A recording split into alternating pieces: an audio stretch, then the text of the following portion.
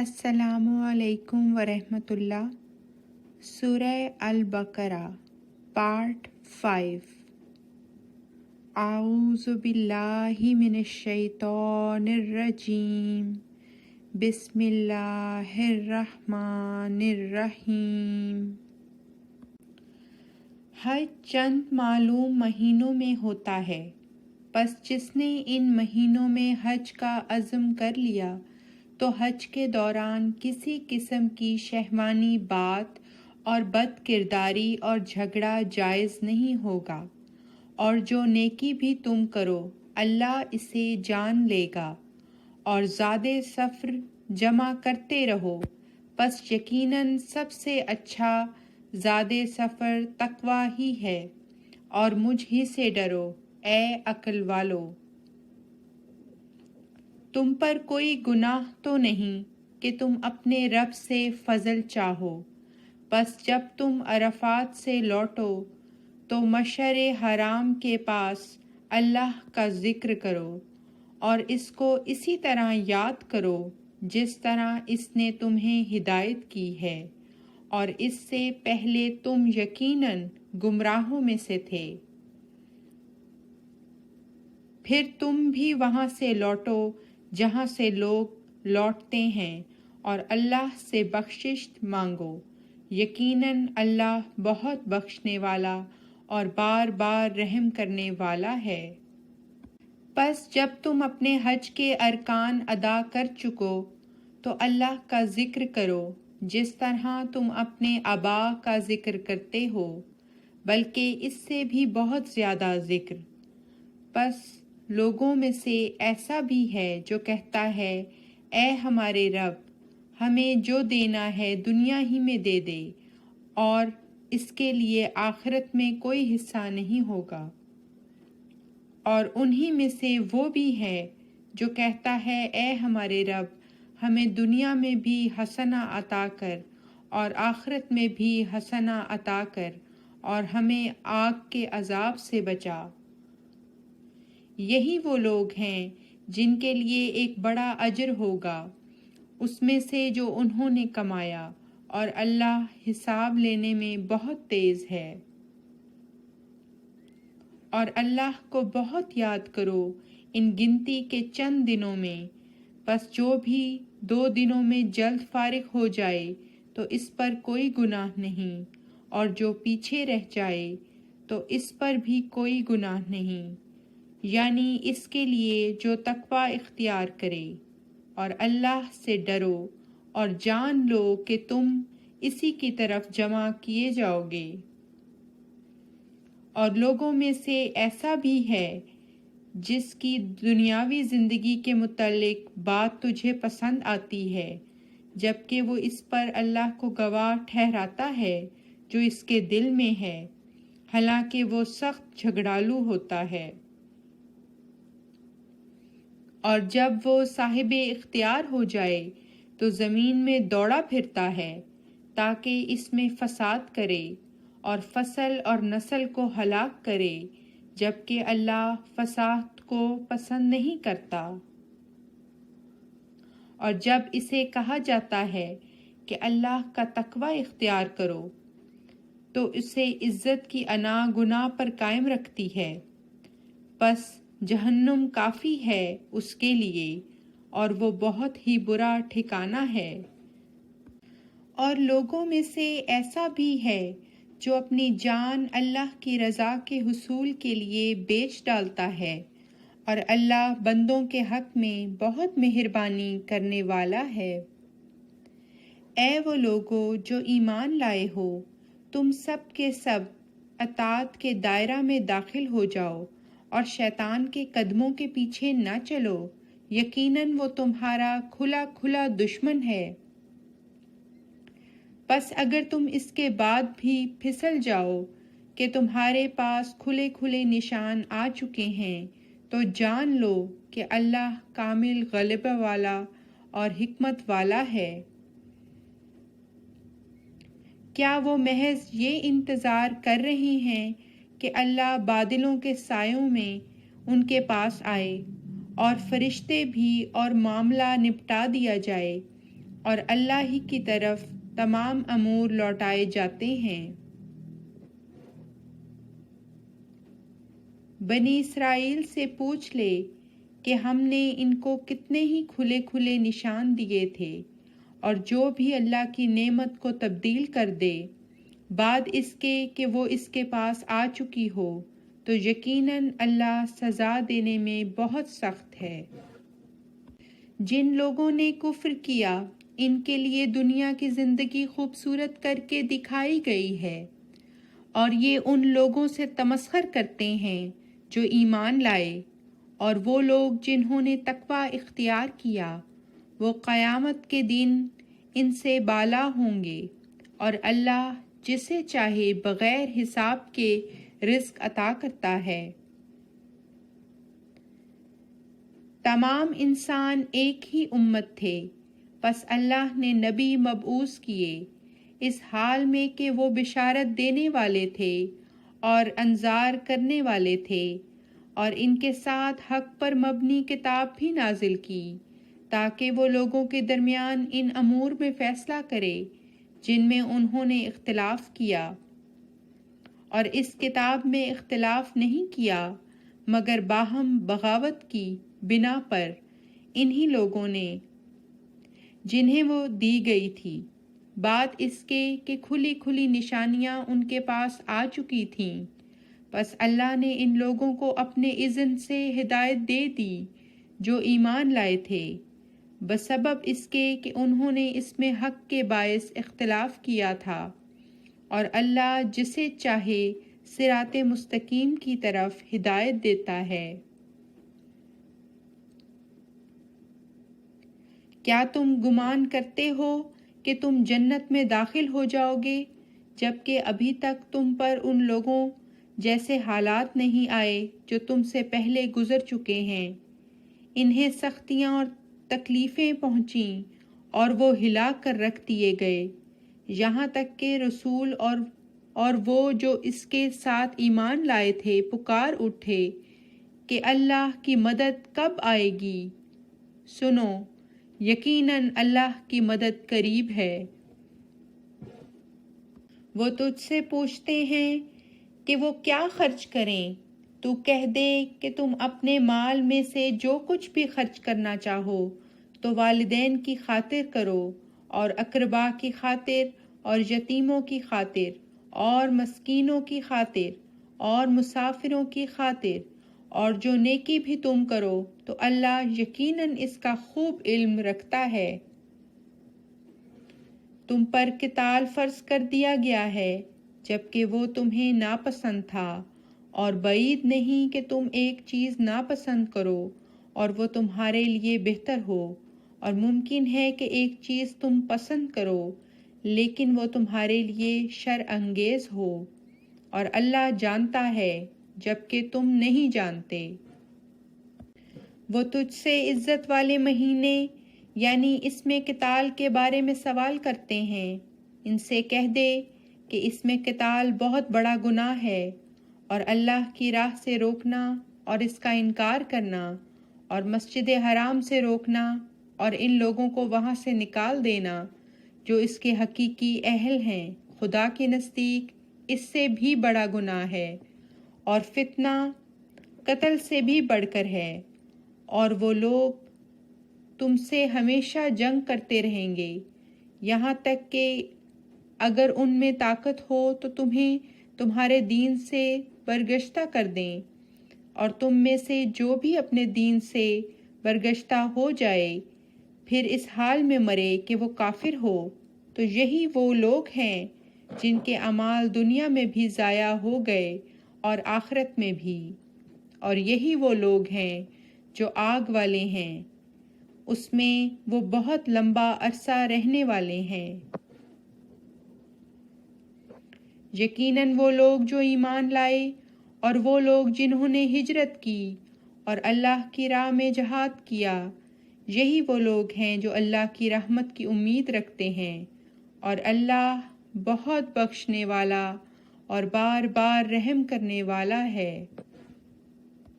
وہ تجھ سے شراب اور جوئے کے متعلق سوال کرتے ہیں، تو کہہ دے کہ ان دونوں میں بڑا گناہ بھی ہے اور لوگوں کے لیے فوائد بھی، اور دونوں کا گناہ کا پہلو ان کے فائدے سے بڑھ کر ہے، اور وہ تجھ سے یہ بھی پوچھتے ہیں کہ وہ کیا خرچ کریں۔ ان سے کہہ دے کہ ضروریات میں سے جو بھی بچتا ہے، اسی طرح اللہ تمہارے لیے اپنے نشانات کھول کھول کر بیان کرتا ہے تاکہ تم تفکر کرو، دنیا کے بارے میں بھی اور آخرت کے بارے میں بھی۔ اور وہ تجھ سے یتیموں کے بارے میں پوچھتے ہیں، تو کہہ دے ان کی اصلاح اچھی بات ہے، اور اگر تم ان کے ساتھ مل جل کر رہو تو وہ تمہارے بھائی بند ہی ہیں، اور اللہ فساد کرنے والے کا اصلاح کرنے والے سے فرق جانتا ہے، اور اگر اللہ چاہتا تو تمہیں ضرور مشکل میں ڈال دیتا، یقیناً اللہ کامل غلبہ والا اور حکمت والا ہے۔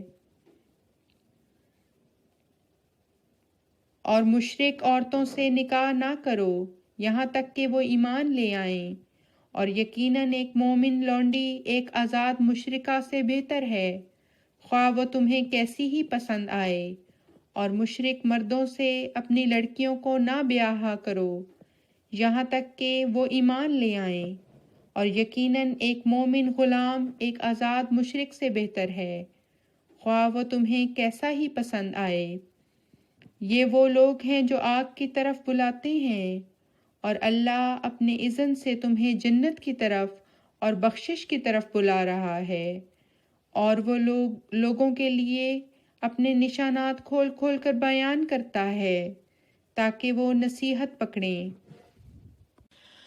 اور وہ تجھ سے حیض کی حالت کے بارے میں سوال کرتے ہیں، تو کہہ دے کہ یہ ایک تکلیف کی حالت ہے، پس حیض کے دوران عورتوں سے الگ رہو اور ان سے ازدواجی تعلقات قائم نہ کرو یہاں تک کہ وہ صاف ہو جائیں، پھر جب وہ پاک صاف ہو جائیں تو ان کے پاس اسی طریق سے جاؤ جیسا کہ اللہ نے تمہیں حکم دیا ہے، یقیناً اللہ کثرت سے توبہ کرنے والوں سے محبت کرتا ہے اور پاک صاف رہنے والوں سے بھی محبت کرتا ہے۔ تمہاری عورتیں تمہاری کھیتیاں ہیں، پس اپنی کھیتیوں کے پاس جیسے چاہو آؤ، اور اپنے نفوس کے لیے کچھ آگے بھیجو، اور اللہ سے ڈرو اور جان لو کہ تم ضرور اس سے ملنے والے ہو، اور مومنوں کو اس امر کی بشارت دے دے۔ اور اللہ کو اپنی قسموں کا نشانہ اس غرض سے نہ بناؤ کہ تم نیکی کرنے یا تقوی اختیار کرنے یا لوگوں کے درمیان اصلاح کرنے سے بچ جاؤ، اور اللہ بہت سننے والا اور دائمی علم رکھنے والا ہے۔ اللہ تمہاری لغو قسموں پر تمہارا مواخذہ نہیں کرے گا، لیکن اس پر تمہارا مواخذہ کرے گا جو تمہارے دل کماتے ہیں، اور اللہ بہت بخشنے والا بردبار ہے۔ ان لوگوں کے لیے جو اپنی بیویوں سے تعلقات قائم نہ کرنے کی قسم کھاتے ہیں 4 مہینے تک انتظار کرنا جائز ہوگا، بس اگر وہ رجوع کر لیں تو اللہ یقیناً بہت بخشنے والا اور بار بار رحم کرنے والا ہے۔ اور اگر وہ طلاق کا قطعی فیصلہ کر لیں تو یقیناً اللہ بہت سننے والا اور دائمی علم رکھنے والا ہے۔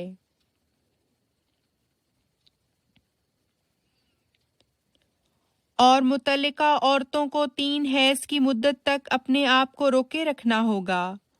اور ان کے لیے جائز نہیں اگر وہ اللہ اور یوم آخرت پر ایمان لاتی ہیں کہ وہ اس چیز کو چھپائیں جو اللہ نے ان کے رحموں میں پیدا کر دی ہے، اور اس صورت میں ان کے خامد زیادہ حقدار ہیں کہ انہیں واپس لے لیں اگر وہ اصلاح چاہتے ہیں، اور ان عورتوں کا دستور کے مطابق مردوں پر اتنا ہی حق ہے جتنا مردوں کا ان پر ہے، حالانکہ مردوں کو ان پر ایک قسم کی فوقیت بھی ہے، اور اللہ کامل غلبے والا اور حکمت والا ہے۔ طلاق 2 مرتبہ ہے، پس اس کے بعد یا تو معروف طریق پر روک رکھنا ہے یا احسان کے ساتھ رخصت کرنا ہے، اور تمہارے لیے جائز نہیں کہ تم اس میں سے کچھ بھی واپس لو جو تم انہیں دے چکے ہو، سوائے اس کے کہ وہ دونوں خائف ہوں کہ وہ اللہ کی حدود کو قائم نہیں رکھ سکیں گے، اور اگر تم خوف محسوس کرو کہ وہ دونوں اللہ کی مقررہ حدود کو قائم نہ رکھ سکیں گے تو ان دونوں پر کوئی گناہ نہیں۔ اس مال کے بارے میں جو وہ عورت قضیہ نپٹانے کی خاطر مرد کے حق میں چھوڑ دے، یہ اللہ کی قائم کردہ حدود ہیں، پس ان سے تجاوز نہ کرو، اور جو کوئی اللہ کی حدود سے تجاوز کرے پس یہی لوگ ہیں جو ظالم ہیں۔ پھر اگر وہ مرد اسے طلاق دے دے تو اس کے لیے اس کے بعد پھر اس مرد کے نکاح میں آنا جائز نہیں ہوگا یہاں تک کہ وہ اس کے سوا کسی اور شخص سے شادی کر لے۔ پھر اگر وہ بھی اسے طلاق دے دے تو پھر ان دونوں پر کوئی گناہ نہیں کہ وہ ایک دوسرے کی طرف رجوع کریں، اگر وہ یہ گمان رکھتے ہوں کہ اس مرتبہ وہ اللہ کی مقررہ حدود کو قائم رکھ سکیں گے، اور یہ اللہ کی مقررہ حدود ہیں جنہیں وہ ان لوگوں کی خاطر خوب کھول کھول کر بیان کر رہا ہے جو علم رکھتے ہیں۔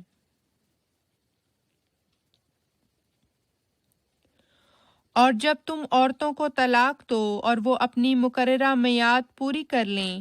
تو چاہو تو تم انہیں دستور کے مطابق روک لو یا چاہو تو معروف طریق پر رخصت کرو، اور تم انہیں تکلیف پہنچانے کی خاطر نہ روکو تاکہ ان پہ زیادتی کر سکو، اور جو بھی ایسا کرے تو یقیناً اس نے اپنی ہی جان پر ظلم کیا، اور اللہ کی آیات کو مذاق کا نشانہ نہ بناؤ، اور اللہ کی اس نعمت کو یاد کرو جو تم پر ہے اور جو اس نے تم پر کتاب اور حکمت میں سے اتارا، وہ اس کے ساتھ تمہیں نصیحت کرتا ہے، اور اللہ کا تقوی اختیار کرو اور جان لو کہ اللہ ہر چیز کا خوب علم رکھتا ہے۔